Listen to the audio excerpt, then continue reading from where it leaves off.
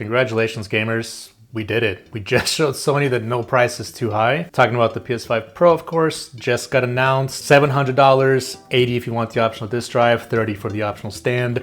With tax, that brings the total to damn near almost $900. Surely no one's buying into this insanity, right? No, it's already sold out pretty much everywhere at all your major retailers. So what exactly is to stop Sony from pricing the PS6 now at $800, $900, or even $1,000? Honestly, nothing.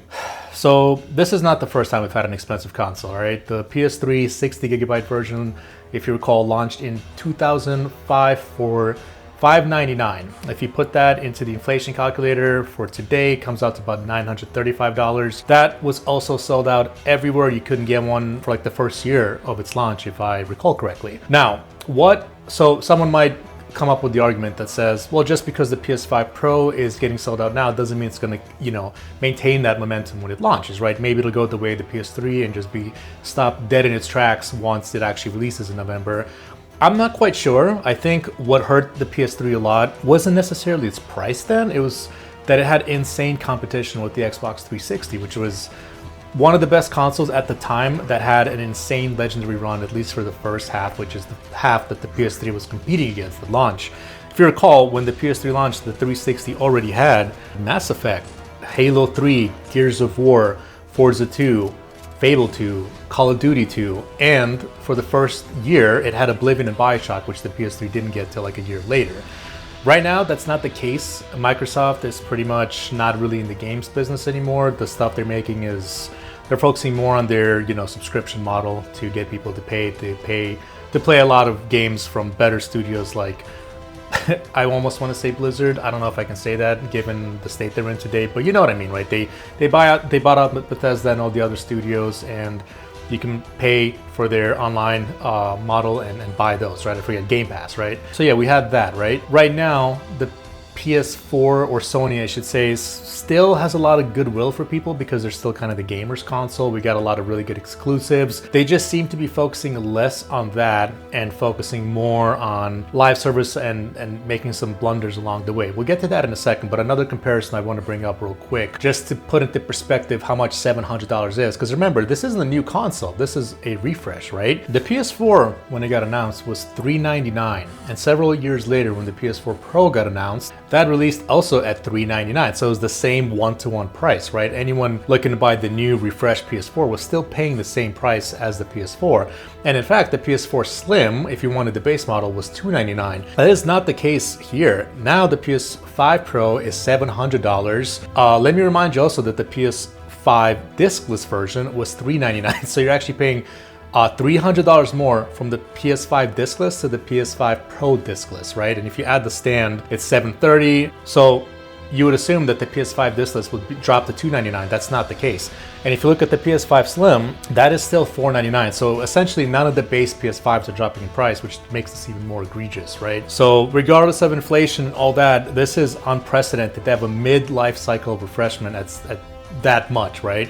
Regardless of how much the PS3 and other consoles looked, if you plug it into an inflation calculator, we're talking about today, relative to the PS4 and the PS5, this is a lot. It's not the same price as the PS5. And I think that's where a lot of people are having issues. And while we're on the topic of Sony, since this is what the video is mainly about, and I mentioned some of their live service blunders, let's talk about that too, because Sony had a lot of goodwill, and like I mentioned, they were kind of the gamers console and company for the longest time because of their focus on high quality exclusive games, right? The Last of Us, Gears of War, Spider-Man, you can take a number of examples, Ratchet and Clank being one of my favorite, right? Now, I'm not quite sure if that's the case anymore. They have a huge shift on live service. As a refresher, they invested $2.1 billion, I believe in March, into getting about 12 live service games out by March 2026. So their first offering, Concord, unless you live under a rock, you've heard that it's the biggest entertainment flop, possibly of all time across any media. I mean, some predictions say it cost up to $250 million, 8 years of development time, hundreds or at least over 100 developers. Insane. It sold 25,000 copies. Sony's likely to get like $20 out of that. So why did Concord fail? If we're on the topic of Concord,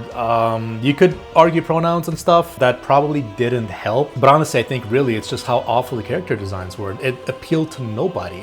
I honestly think they might have been targeting this game for like the Fortnite audience, the Gen Z, the alphas, the kids that want to play and have stupid looking models like that. But you got to remember, those games, or at least Fortnite, is free. Concord is $40. Your 10-year-old doesn't have, you know, your 6, 7, 8, 9, 10-year-old typically doesn't have just $40 to throw to risk on a new game if they can already play Fortnite, and so are all their friends. So I really do not understand what they were doing with that, and these really are some of the worst designs I've ever seen in my life. And yeah, putting pronouns on a robot probably didn't help either, right? So we got that flop. If you look at their next one, as far as live service is concerned, we have Fair Games. We only have a trailer to go from, but damn if that doesn't look like it's going to follow in a similar suit, right? You have what seems to be, again, just kind of soulless DEI type characters that they're just throwing in there to, you know, fill in a checkbox. I mean, if you look at Concord, they had about 16 characters. It genuinely feels like they try to fit in every combination of race and gender and pronouns that they could into those 16 characters, and none of them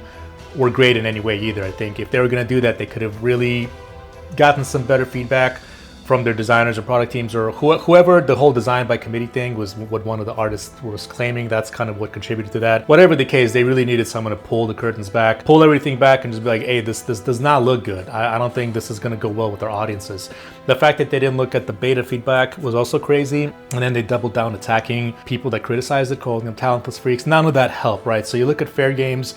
That first trailer, again, there was no legitimate gameplay footage, but based on just the messaging of eating the rich, just seems kind of rich coming from a multi-billion-dollar mega corporation like Sony. And it's just sending these mixed signals of inauthentic, ironic, contradictory, hypocritical, you know, messages essentially, right? So not sure who that's supposed to be catered for either. I honestly hope it goes the way of Concord as well. That might seem a little bit mean to say, but we need to put an end to this kind of shit. Nobody's asking for it, and Sony needs to get their head out of their ass. I get why they're chasing this games as a service high, right? All your major studios have it. Take-Two has GTA 5 online, I believe WWE 2K, NBA 2K, Epic's got your Fortnite, obviously, and then I'm sure there's other ones I'm missing, but all the major publishers are, you know, have some kind of gaming as a service big game that's making a lot of money. You could argue those are decent at least. I mean, FIFA and Madden, they're just horrible rehashes. That's a whole nother topic we can get into as far as like what's hurting gaming right now, but I get why they're chasing that. I just think they're going about it in a really bad way. I think part of that issue is honestly Jim Ryan taking over as CEO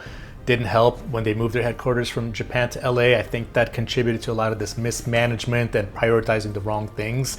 A lot of these things that gamers just don't give a shit about. They just want good games. So I feel like with these live service examples, why are they focusing on these stupid messages and just having to have all the pronoun and forced inclusivity instead of making good games and good designs? Or at least if you're gonna do that, like how do you spend 100 or 250 million and those are the characters you can come up with on Concord? It just baffles the mind, and honestly, I don't understand it. Every time I think about it, it just shocks me how bad they are and that no one thought this is not going to resonate well with anyone. And some on Twitter defended it saying, no, it's going to resonate with the people it was meant for. If that was the case, the game would have sold a lot more. Or does that actually prove that a lot of the people complaining and bitching the loudest on Twitter and on these gaming forums don't actually have as much sway or power, including buying power, as you may think, right? And I think the problem with that is because their voices are the loudest, a lot of sleazy gaming journalists take them and amplify them to drive views and clickbait to their sites and make these sensationalist headlines and about gaming, you know, toxicity and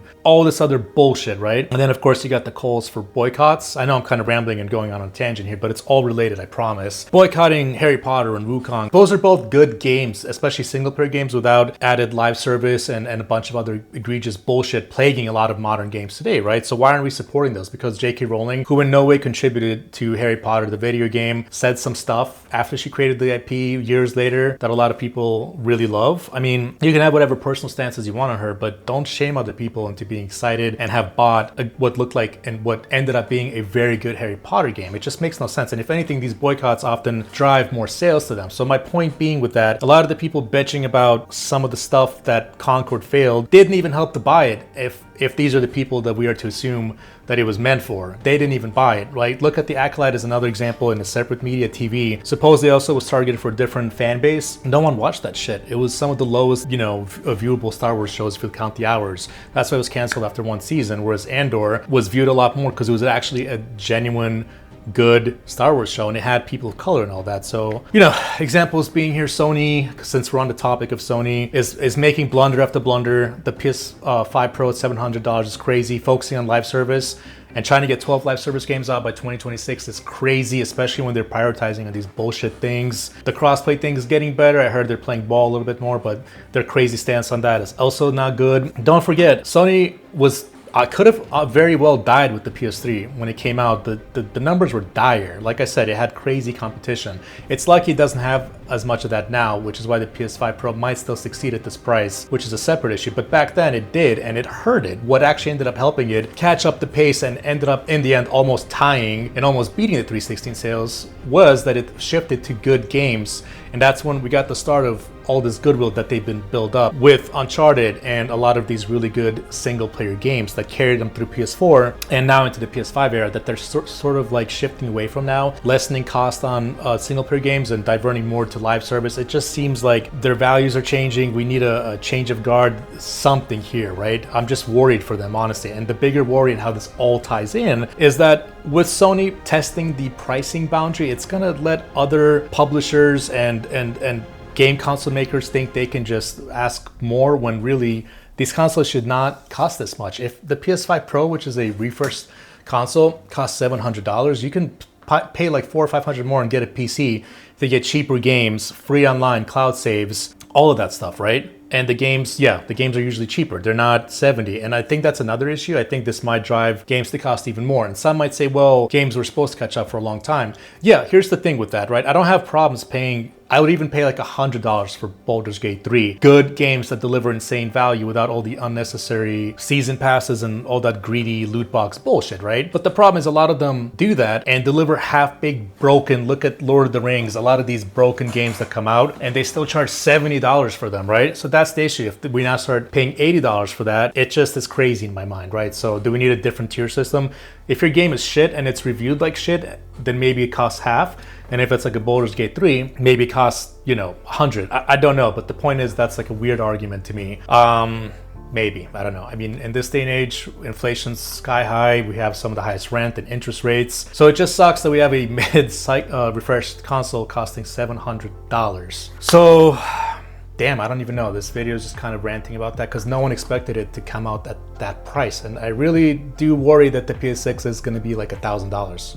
Or at the very least, $900. I don't think that's out of the question. So we shouldn't support this kind of stuff. We shouldn't support shady games. We should support your Harry Potters and your Baldur's Gates, games that deliver good value. And the sales numbers prove it, right? Like, why don't these studios follow what the audience wants and actually prove through, the number of sales that they make? And they keep making stupid stuff that just fails them time and time again, and they just never learn. That I will never understand. You have a proven. Look at the two Star Wars games, Fallen, Jedi Survivor, and what was the first one? Fallen something, right? Both single-player Star Wars games made by, I believe, Respawn Entertainment. I played both. The second one, Survivor, was even better. It's kind of janky at start, so that part wasn't great, but still was able to play it through, and it was an amazing game. That's the kind of games we should be supporting, not these shitty ass, janky, broken, derivative Ubisoft formulaic games like Outlaws, right? We have the power to change this. We can vote with our wallets and we can keep showing studios what the audience wants and hopefully drive them away from this nonsense, have them reprioritize, have Sony go back to focusing more on single player, invest more of that money back in a single player. That's what's been proven to work for you and why you're able to be now in the era of the PS5 and still be the top console. Because of that goodwill from single players, you're losing that by going into live service. So we need to remind them that just like the PS3, it's not too late for them to die off if they keep making really stupid mistakes. It's been proven with Sega, it can happen. Consoles can honestly just die one day. It can happen if they make really stupid mistakes. Some might say, well, Sony's too big to fail.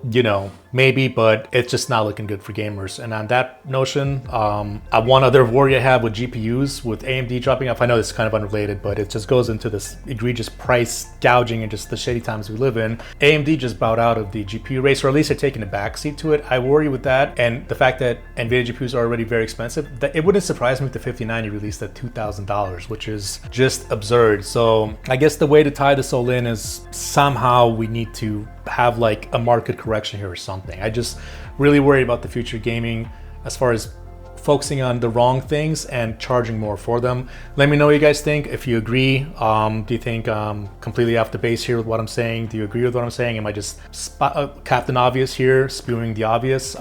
Just figured I'd share some thoughts on it. If anyone has anything else different to say or anything at all, please drop a comment. If you like this video at all, you know, a subscribe or like would always help. Not necessary, but that always helps our channels, right? So yeah, this has been Dima, and until next time.